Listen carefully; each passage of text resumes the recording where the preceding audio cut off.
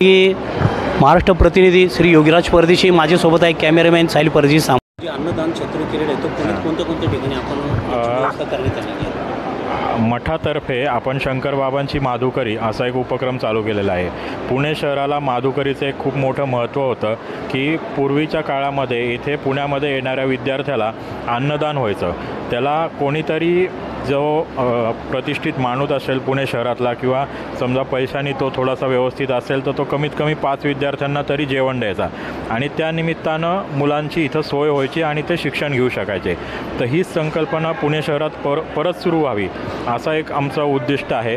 त्या दृष्टीने आपण शंकर महाराजांची माधुकरी म्हणून एक प्रकल्प सुरू केला।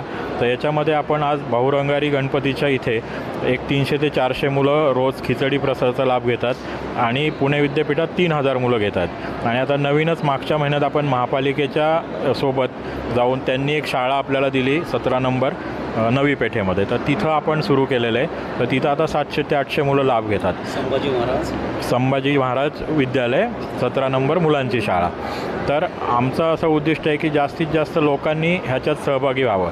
समजा तुमची सोसायटी असेल, गणपती मंडळ असेल, अशा नाही आता घरात तर मुलांना जेवायला घालणं शक्य नाही, परंतु जर का एक 10 लोक एकत्र आले, सोसायटीचं तुम्ही एखादं हे वापरून जर का 10 मुलं जेवायला घातली, गणपती मंडळांनी हा उपक्रम राबवला तर ह्याच्यामध्ये खूप मोठी गोष्ट होणार आहे। आज कसं आहे की वडापाव 18 रुपयाला आहे, 2 वडापाव खाणंसुद्धा मुलांना शक्य नाही।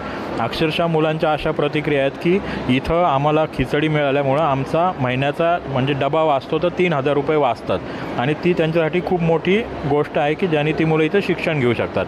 नाही तर शेतकऱ्यांची मुलं आहेत, त्यांच्या घरून पैसे येत नाहीत, अडचणीत इथं गोष्टी करतात, कमीत कमी जेवण तरी मुलांना मिळावं ही आपली त्यातनं अपेक्षा आहे।